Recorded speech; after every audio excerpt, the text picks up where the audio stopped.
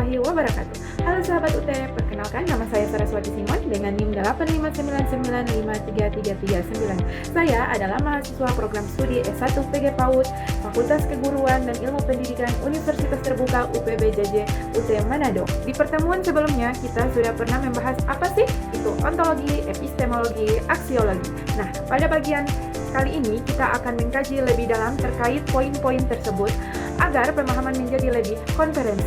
Dapat ilmu, mengawasi, dan mempertanyakan eksistensi, keilmiahan, serta nilai-nilai dalam ilmu pendidikan. Nah, filsafat ilmu itu berperan sebagai landasan kritis dalam ilmu pendidikan dengan cara mengkaji 3 aspek utama. Yang pertama adalah ontologi. Ontologi mempertanyakan hakikat pendidikan, objek yang dipelajari, serta realitas dalam dunia pendidikan. Kemudian epistemologi.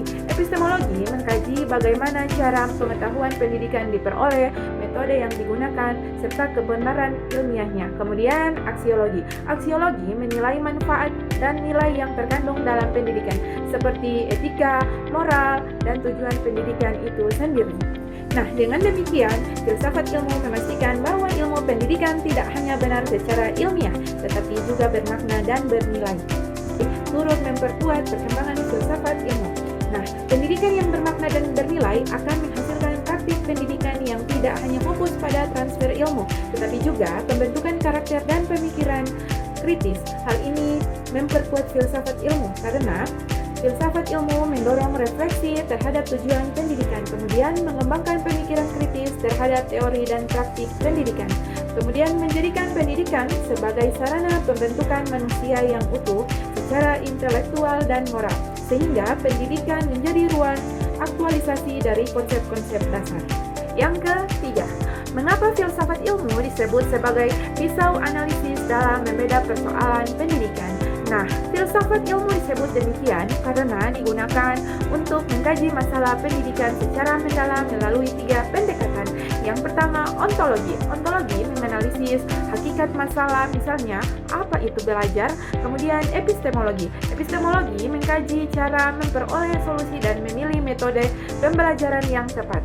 Kemudian aksiologi. Aksiologi menilai dampak dan nilai dari solusi tersebut, apakah bermanfaat dan etis. Nah, dengan 3 aspek ini, masalah pendidikan dapat dipahami secara menyeluruh dan tidak dangkal. Soal yang terakhir atau yang keempat, contoh konkret penerapan filsafat ilmu dalam praktik pendidikan.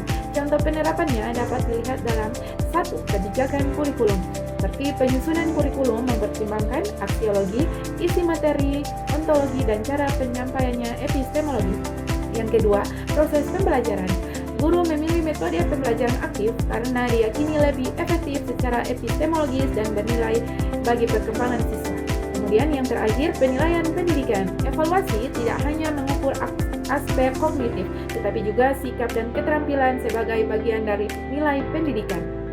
Kesimpulannya, filsafat ilmu memiliki peran yang sangat penting dalam pendidikan sebagai dasar berpikir kritis, alat analisis, serta penentu arah dan nilai pendidikan agar lebih bermakna, ilmiah, bermanfaat bagi kehidupan. Sekian penjelasan yang dapat saya sampaikan, semoga bisa menambah pemahaman dan bermanfaat buat kita semua.